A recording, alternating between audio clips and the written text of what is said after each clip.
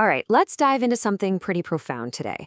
We're going to talk about a journey, a path that, according to some philosophies, can take us from what you might call an unawakened state to a state of true self-mastery.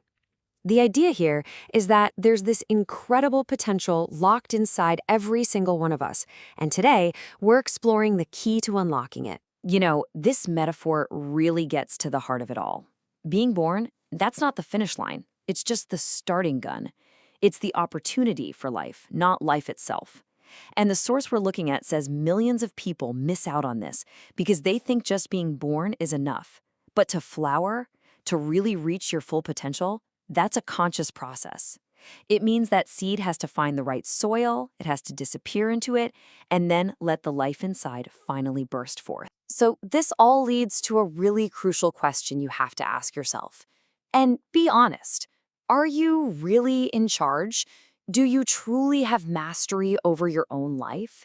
It's a challenging thought, for sure, and it really sets the stage for everything we're about to unpack. Okay, so let's start at the beginning of this journey. This first stage is what our source calls the sleeping master. And it's this idea that even when we feel like we're totally in control, we might actually be, well, asleep at the wheel, living under a pretty powerful illusion. And here it is, the central conflict. On one hand, we have this illusion that we're the masters of our lives. But the reality? The source argues it's something totally different. We're slaves. We're slaves to our biological instincts, to our anger, our greed, to all these unconscious forces pulling our strings. I mean, think about it. How many times have you done something and later said, I don't know why I did that. It's like I did it in spite of myself. According to this view, that phrase right there, that's a confession. It's you recognizing your own slavery. The philosopher Gurdjieff, who's a big influence here, takes it even a step further. He puts it pretty bluntly. You aren't a person. You're a machine. Now, that sounds harsh, but the idea is that most of our life is lived in this unconscious, mechanical state. We're not really acting consciously. We're just reacting based on all this programming we're not even aware we have. So if we're asleep, what's keeping us that way? Well, the source points to one main culprit, the ego. It's described as this great deceiver, this prison guard, whose job is to keep us trapped by creating a powerful illusion of our own superiority. And you've seen how the ego works, right? It plays the same game over and over, just slapping on different labels. It doesn't matter if it's nationalism or religion or race. The core strategy is always the same. Make you feel special, separate, and superior to others. The source is crystal clear on this. All of these are just different costumes for the exact same religion, the religion of the ego. And this gives us such a powerful contrast. The ego, it's always proud. It's always looking down on other people, condemning them. But a true master, someone who's moved beyond all that, they don't have that holier-than-thou attitude. And why would they? Because they see that everyone, and I mean everyone, has the exact same potential. They don't see sinners to condemn. They see sleeping masters who just haven't woken up yet. So if the ego is the prison, how in the world do you get out? Well, this is where it gets a little paradoxical.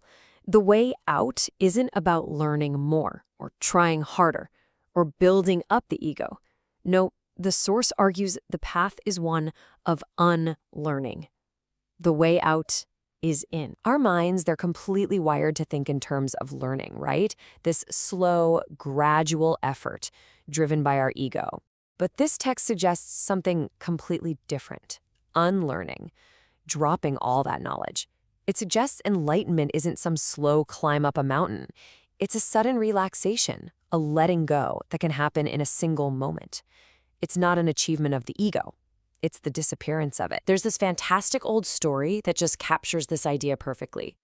So you've got this centipede, and it's a total master of walking. Effortless genius on 100 legs. But then a spider comes along and asks, hey, how do you do that? How do you manage all those legs? And the moment the centipede's conscious, calculating mind got involved, the moment it started thinking about how to walk, boom, it was paralyzed. That's what the ego does. Our thinking mind gets in the way of our natural, effortless wisdom. So where does this journey lead? What's the destination? what does it actually mean to reach this state of mastery? Our source uses the word Buddha, but not as a person's name. It's used to describe a state of being. So what exactly is that state? It's really that simple. A Buddha is just someone who is awake, someone who has stopped living like a machine and has become fully, deeply conscious. It's not some fancy title or religious figure. It's a description of a state of awareness that's available to every single one of us. And this brings us to such a critical point. The goal isn't to become a follower, an imitator, a Buddhist. The goal is to realize your own deep potential, to be a Buddha, to become an original, not just another carbon copy of someone else. This is such a beautiful way to describe the inner alchemy that happens. A master takes the exact same sun energy, that hot, restless, aggressive desire that drives so many of us, and they transform it. Through awareness, that fiery energy becomes moon energy, cool, reflective, serene peace. It's not about destroying your energy, it's about transforming it into something new. So let's bring this whole journey right back to you, because this isn't some fairy tale about a few special, chosen people. The source stresses again and again that this potential for awakening, this seed of mastery, it exists inside every single one of us. So here's a quick recap of the path we've just walked. Step 1. Realize you're living unconsciously, that you're asleep. Step 2. See the ego's prison for what it is and all its deceptions. Step 3. Follow that strange path of unlearning and relaxation. And finally, step 4. Become an awakened one. You awaken to your true nature. This, right here, is probably the ultimate takeaway. Becoming enlightened isn't about being special. It's not about being born with something others don't have. You are made of the exact same stuff as a Buddha.